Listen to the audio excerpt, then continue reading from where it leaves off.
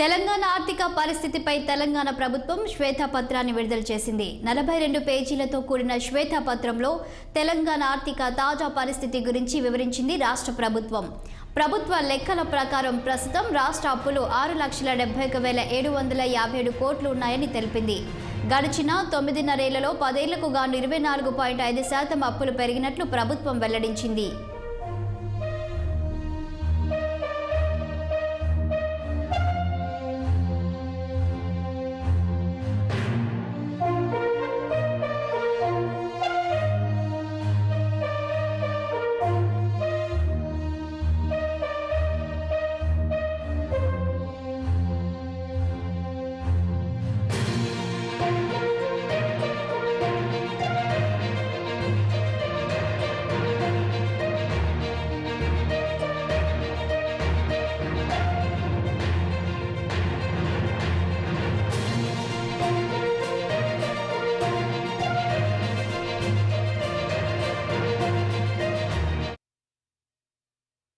ఎన్నో కలలు,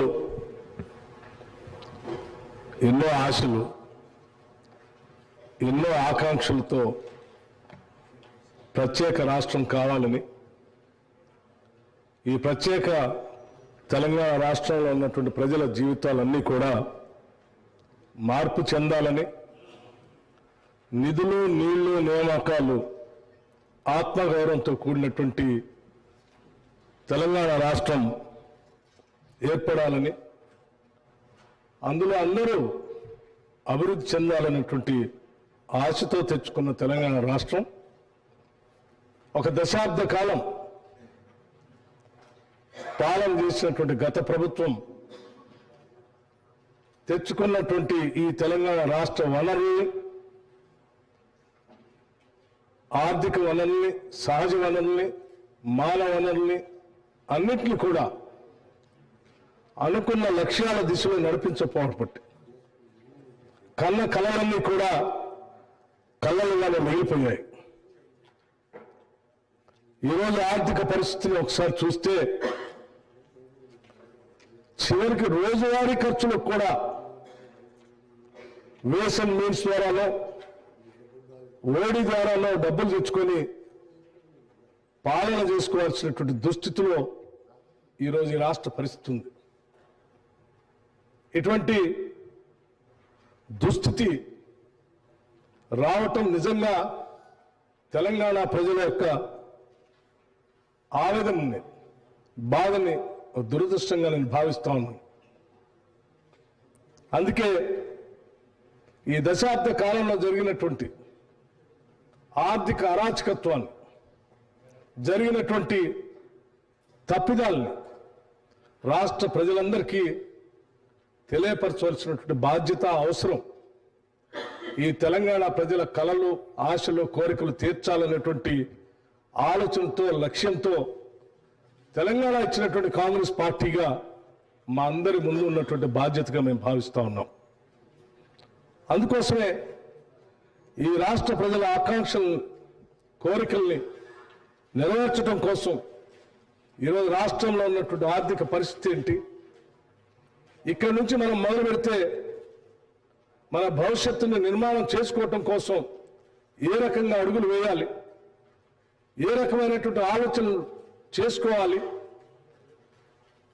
అని ఈ పవిత్రమైనటువంటి శాసనసభలో వాస్తవ పరిస్థితులన్నింటినీ ఈ సభ దృష్టికి, సభ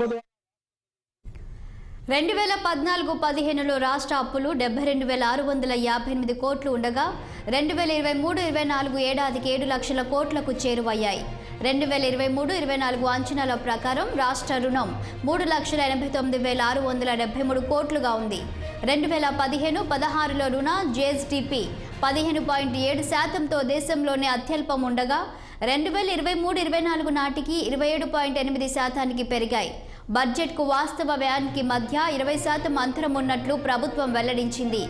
57 ఏళ్లలో తెలంగాణ అభివృద్ధికి 4.98 లక్షల కోట్ల వ్యయం అవ్వగా రాష్ట్రం ఏర్పడిన తర్వాత 10 రెట్లు రుణాలు పెరిగాయి. రెవెన్యూ రాబడిలో రుణాల చెల్లింపుకు 34%, ఉద్యోగుల జీతాలకు 35% వ్యయం చేయాల్సి వస్తుంది.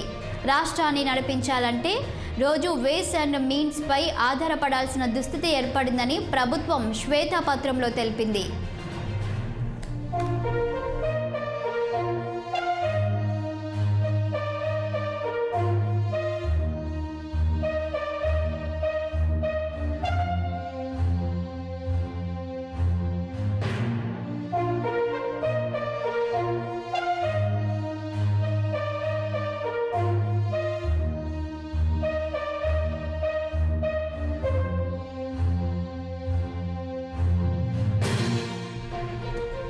గత బీఆర్ఎస్ ప్రభుత్వం 95% అప్పులు 5 కార్పొరేషన్ల మీద తీసుకుంది. అది కూడా అధిక వడ్డీకి రుణాలను పొందింది.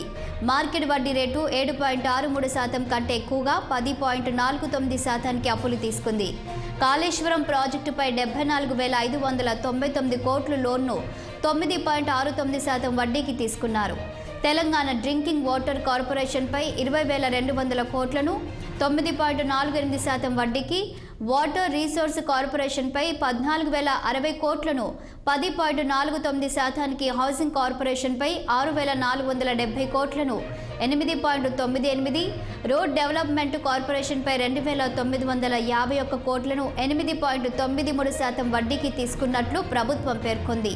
ఇవేగాక మిగతా అన్ని కార్పొరేషన్ల పేరుతో 1,000 కోట్ల రుణాలను పొందినట్లు తెలిపింది. మరోవైపు గత బీఆర్ఎస్ ప్రభుత్వం బడ్జెట్లో పెట్టిన నిధులను కూడా పూర్తిగా ఖర్చు చేయలేదని, 2023-24 బడ్జెట్లో 50% మాత్రమే నిధులను ఖర్చు చేసినట్లు ప్రభుత్వం శ్వేతపత్రంలో వివరించింది.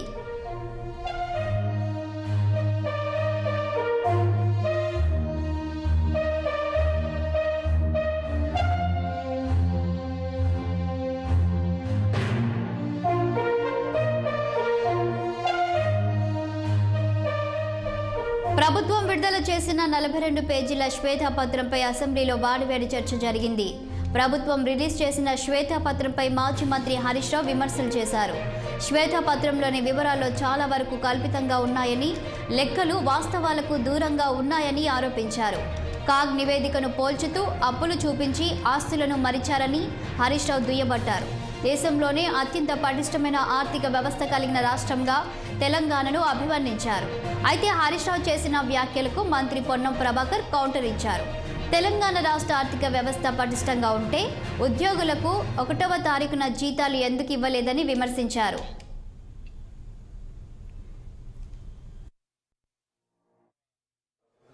ఉప ముఖ్యమంత్రి గారు బట్టి విక్రమార్క గారు 42 పేజీల బుక్ను మాకు ఇచ్చి 4 నిమిషాలు కాలేదు.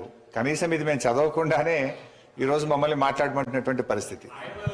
నిన్నటి నుంచి నేను మన అసెంబ్లీ సెక్రటరీ గారిని, మీ ఆ కార్యాలయాన్ని కూడా ఈ సభలో నోటు మీరు ముందుగా ఇవ్వండి, అట్లీస్ట్ సభ్యులు ప్రిపేర్ అయ్యి రావడానికి ఉంటుందని చెప్తే ఈ నోటు ఈరోజు సభలో వారు లేచి మాట్లాడడం స్టార్ట్ అయిన తర్వాత మా చేతిలో పెట్టారు. Then how a member can speak on this అధ్యక్ష? భవిష్యత్తులోనైనా నేను మీతో కోరేది ఒకటే, అట్లీస్ట్ ప్రభుత్వం టేబుల్ మీద పెట్టేటువంటి పేపర్ను ముందు రోజు సభ్యులకు ఇచ్చినట్టయితే సభ్యులు ప్రిపేర్ అయ్యి రావడానికి ఉంటుంది. రెండోది అధ్యక్ష, మీతో ఒక సబ్మిషన్. మీరు ఈరోజు కూడా కొత్త సభ్యులు 57 మంది ఉన్నారు, వాళ్ళు కూడా చక్కగా నేర్చుకోవాలి, సహకరించాలన్నారు. తప్పకుండా మేము సహకరిస్తాం. కానీ మీరు కూడా దయచేసి సభ్యుల హక్కులను కూడా కాపాడాలి. ప్రొటెస్ట్ అనేది మెంబర్స్ యొక్క రైట్. ప్రభుత్వం ఇచ్చిన సమాధానంతో సభ్యులు సంతృప్తి పడినప్పుడు ప్రొటెస్ట్ చెప్పే హక్కు సభ్యులకు తప్పకుండా ఉంటుంది. చాలా ఏళ్ళుగా మీరు సభలో ఉన్నారు, మేము ఉన్నాం. ఎప్పుడైనా సభ్యులకు ప్రొటెస్ట్ మీద తప్పకుండా అవకాశం ఇస్తారు అధ్యక్ష. మొత్తంగా తెలంగాణ ప్రభుత్వం విడుదల చేసిన శ్వేతపత్రంలో తెలంగాణ ఆర్థిక వ్యవస్థపై ప్రజలకు ఒక అవగాహన వచ్చింది. ప్రభుత్వం చెప్పిన లెక్కల్లో కొన్నింటిని దాచిపెట్టారని అనుకున్నా పెరిగిన అప్పులు గత ప్రభుత్వ పనితీరుకు నిదర్శనమని విశ్లేషకులు చెబుతున్నారు. అయితే బీఆర్ఎస్ ప్రభుత్వం చేసిన అప్పులతో పాటు సృష్టించిన ఆస్తుల లెక్కలు సైతం బయట పెడితే బాగుండునని అంటున్నారు.